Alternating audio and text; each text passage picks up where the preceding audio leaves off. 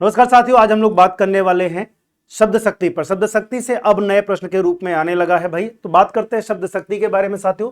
शब्द के अर्थ का बोध कराने वाली शक्ति क्या कहलाती है? शब्द शक्ति कहलाती है, जिसके तीन भेद होते हैं। अभिधा होता है, लक्षणा होता है और क्या होता है साथियों? व्यंजना होता है। अभिधा की बात करें जिसका अर्थ होता है वाच्यार्थ, मुख्यार्थ और अभिधेयार्थ होता है। पहचान के रूप में याद रखेगा, इसमें सीधा मूल अर्थ प्रकट होता है, अर्थात सीधे बात कही जाती है, किसी का माध्यम नहीं लिया जाता है।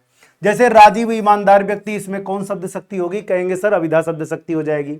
लक्षणा शब्द शक्ति का अर्थ क्या होता है साथियों? लक्षार्थ होता है। इसके भेद की बात करें, इसके दो भेद होते हैं, रूढ़ा लक्षणा होता है और क्या होता है साथियों? प्रयोजनवती होता है। रूढ़ा लक्षणा में क्या होता है भैया? मुहावरे और लोकोक्तियों का प्रयोग किया जाता है, जबकि प्रयोजनवती में लक्षक शब्दों का प्रयोग किया जाता है।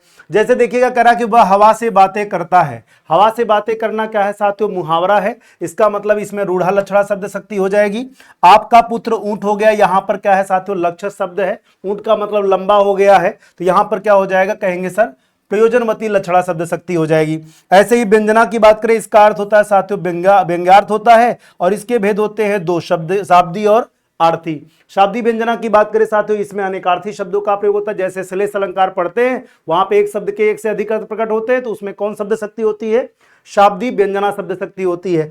आर्थी व्यंजना की बात करें साथियों, इसमें कोई वाक्य होता है अनेकार्थी के रूप में आता है, यानी कोई वाक्य कहा जाएगा, उसका अलग अलग मतलब निकाला जाएगा, तो वहां पे क्या हो जाएगी? आर्थी व्यंजना। जैसे मालिक ने नौकर से कहा शाम हो गई है। शाम हो गई है, नौकर क्या मतलब निकाला, ये तो नौकर ही जाने, लेकिन यहाँ पे अलग अलग अर्थ सुनने वाले निकालेंगे, तो इसलिए इसमें कौन शब्द शक्ति हो जाएगी? कहेंगे सर आर्थी शब्द, आर्थी व्यंजना शब्द शक्ति हो जाएगी। वीडियो कैसी लगी कमेंट सेक्शन में कमेंट करके जरूर बताइएगा। Thank you so much.